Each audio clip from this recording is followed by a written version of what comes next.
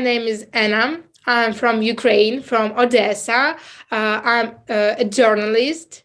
And that's all, yeah. That's all. Yes.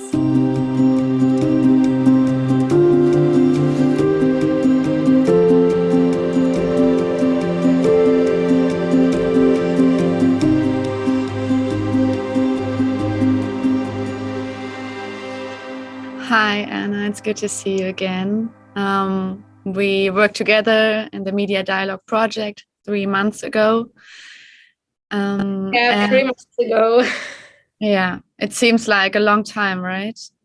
How does it feel for you? Is it like a different world, a different, I don't know, how would you describe it, the time back then and now? It's so hard to explain, yeah, but I try to be happy. Where are you now? Are you still in Odessa? Not in Odessa. I'm near my city, like a small village near Odessa. Yeah, something like this. Yeah. What happened in the last 2 weeks? Because I know we were in touch before, and you said you were gone and then you came back. So what's the story behind that?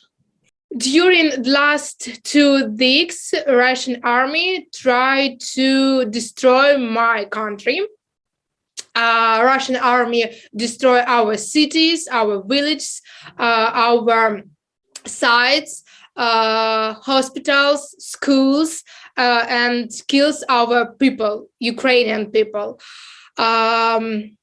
For last 2 weeks, I think it's true that Russian army killed more than 100 children and more than thousands adults, and more than tens of thousands Ukrainian people were injured. What about your personal story? Like what were you doing when the war started 2 weeks ago today? Actually, we were ready. 1 week before, a week before this war, my family and I had I don't know how to say, collect our bags with documents and monies. So then it starts. It was very scared for me because on the 24th of February, all Ukrainian people awaked about 5 a.m. At 5 in the morning because they heard bomb and a lot of noise. But my mother woke me up about 7 a.m. and said it started. Actually, at first, I thought that she said about my university lessons, but then I understand that it's not about my university. She said about the war. We were ready. So when they had a bomb near our house, near our flat, we sat in the car and go away and leave Odessa. We didn't want to go abroad, so we went to our relatives on the north in the Odessa region. Mm-hmm. And there we was about 3 or 4 days. Mm-hmm. I'm not sure, 3 or 4 days, yeah. When they understand that we want to be useful for our country, for our city, and my parents decided to return in Odessa. But in Odessa, it's like not okay. A lot of bomb, a lot of scared people. So we decide to go near to drive Odessa, but stay near our city in our friend's house. Okay. And now we're here. Okay. Wow. And how do you try to help your country? You also are the army. Are there ways to help? Now a lot of people stay without work and without job. My family too. So we try to save our money. But if it's possible for us, we try to help our army, and we transfer some money to volunteers funds, and these volunteers like buy food, buy some stuff for our army, for men and for women, for our heroes. Yeah, and almost every day we try go to Odessa and help our army, help our men and our women. Yeah. I remember when the two of us, with the others of our Media Dialogue project, we walked, we were like seeing the Maidan in Kyiv, and it was actually a lovely night. And we walked, and you told me about your dreams of going to Paris. Yeah. And now you said you and your family, you decided not to go abroad. Why is that? Why do you want to stay in Ukraine and help the army? I won't leave my father, my stepfather, and my brother here.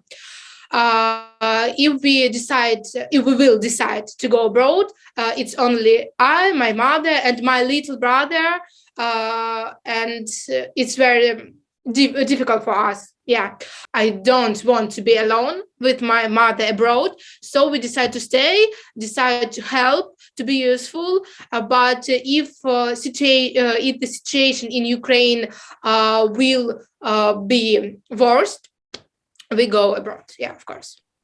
I feel like from your descriptions and also what I can, of course, read in the news is that you are in danger at the moment. Also going to Odessa, going to the city every day. How is it for you being in constant danger? In Odessa, situation is calm, actually. If I can't say like this, but we are reading. We read news every day. We know what happened in Kyiv, in Kharkiv, in Mariupol, in Vinnytsia, and it's very scared. It's very upset because, oh my God, a lot of people died, and it's very shocked for us. Oh my God. Yeah, it's very difficult. I mean, moral difficult to understand this, explain this. It's oh my God, it's very hard. Yeah. I know, and I'm very thankful and grateful that you give me this interview, because I know you were, having doubts about it, and of course, it's not easy to speak about everything you experience at the moment. A lot of my friends actually now abroad. They go, they leave Odessa, leave Ukraine with a family. And I'm very happy that they can be there, they safety. But actually, I want to stay in Ukraine. I want to be useful. I want help our army, and until I believe that so soon we will win, because all world with us, all world support Ukraine, and I believe in independent Ukraine. So I stay with my family here. Yeah. Wow, I'm impressed by, I don't know, you're strong and you're positive, and at the same time you're grieving and you're sad about people who lost their lives.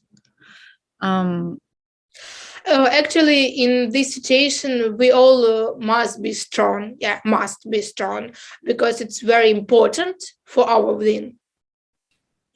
Are you afraid of, I don't know, people you know who are in the army? Or is it about, in general, that you're rather afraid of everyone at the moment?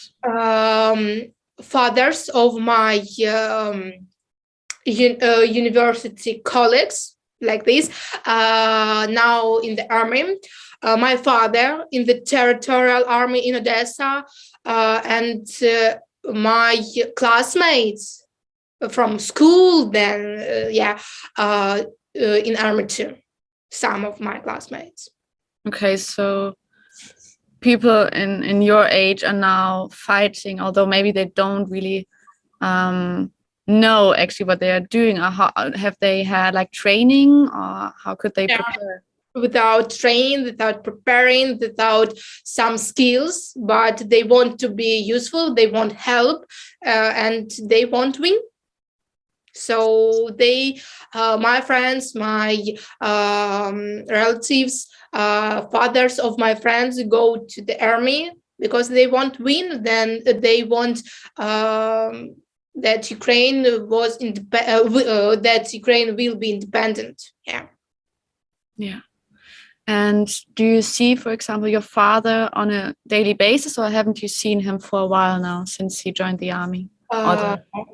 You mean like see? Like, do you see? Are you still in touch with him every day, or? No. Because my father in Odessa, in the center of Odessa, but we try to text every day. I try, hello, how are you? What about situation in Odessa? And he told that it's okay.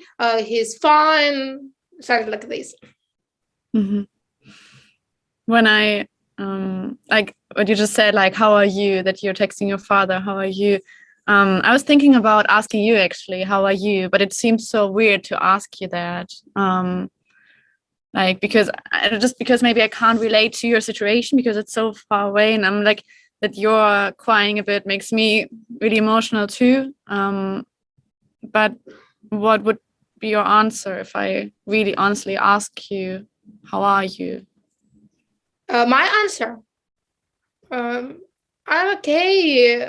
Yeah, actually, I now it's so hard to explain our feelings because situation in Odessa is okay, but not in the other cities in Ukraine. So I can say that I'm okay. Now I'm okay, and I believe, I hope, I think that I will be okay in the future.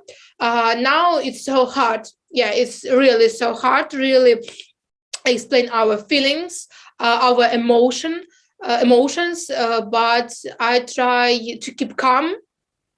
I try to be I try to be okay, yeah, something like this, and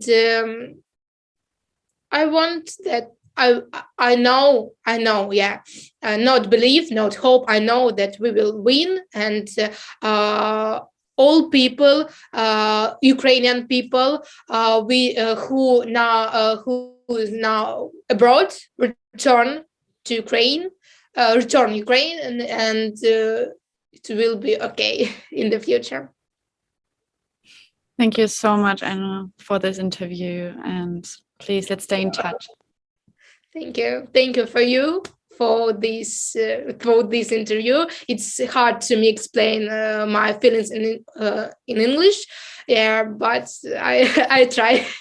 No, you did very well. It was like, for me, it's very moving seeing you like this, and also being reminded how different it was just 3 months ago.